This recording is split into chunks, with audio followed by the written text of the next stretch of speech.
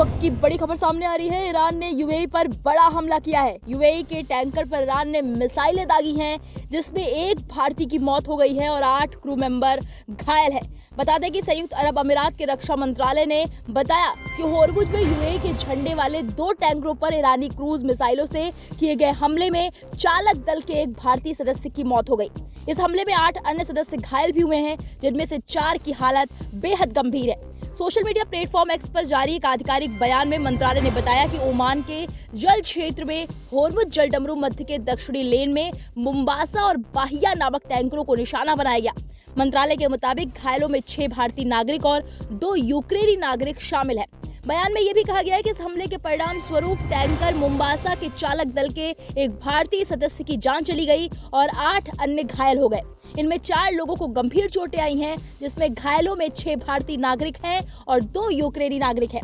मंत्रालय ने यह भी बताया कि मिसाइल हमलों के कारण दोनों जहाजों में आग लग गई थी, लेकिन बाद में उस पर पूरी तरह से काबू पा लिया गया है। यूएई ने इस हमले की कड़ी निंदा की है, इसे गंभीर उल्लंघन और अंतर्राष्ट्रीय कानून का स्पष्ट उल्लंघन बताते हुए क्षेत्र की सुरक्षा और स्थिरता के लिए खतरा करार दिया है।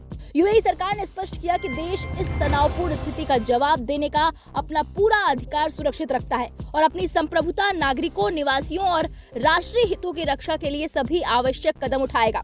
रक्षा मंत्रालय ने यह भी कहा कि उसके सशस्त्र बल हाई अलर्ट पर हैं और किसी भी प्रकार के खतरे से निपटने के लिए पूरी तरह से तैयार है। यूएई की ये घोषणा ईरान के उस दावे के बाद सामने आई है, जिसमें उसने कहा था कि उसके रिवॉल्यूशनरी गार्ड्स ने होर्मुज जलडमरू मध्य से गुजरने की कोशिश कर रहे 2 जहाजों पर चेतावनी वाली फायरिंग की थी।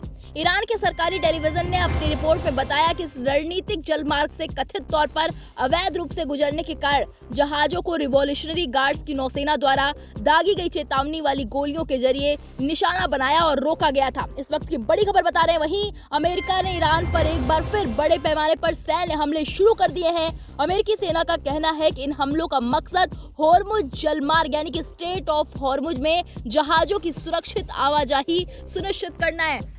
एक तरफ ईरान ने यूएई के टैंकरों पर मिसाइल हमला किया है, जिसमें एक भारतीय की मौत हो गई है और 8 क्रू मेंबर घायल बताए जा रहे हैं। वहीं दूसरी तरफ अमेरिका भी लगातार ईरान पर हमले कर रहा है, यानी कि ईरान और अमेरिका के बीच वार पलटवार एक बार फिर से शुरू हो चुका है। इसके बाद कई सवालिया निशान खड़े हो रहे हैं। लोग सवाल उठा रहे हैं कि क्या अब एक बार फिर से दुनिया वर्ल्ड वॉर 3 के बहुत ही करीब पहुंच चुकी है, क्योंकि एक बार फिर से अमेरिका और ईरान के बीच महायुद्ध छिड़ गया है। हालांकि दोनों के बीच सीज फायर का ऐलान हुआ था, लेकिन वो सीज फायर 2 हफ्ते भी नहीं चल पाया और अमेरिका और ईरान के बीच फिर से मिसाइल हमले शुरू हो गए।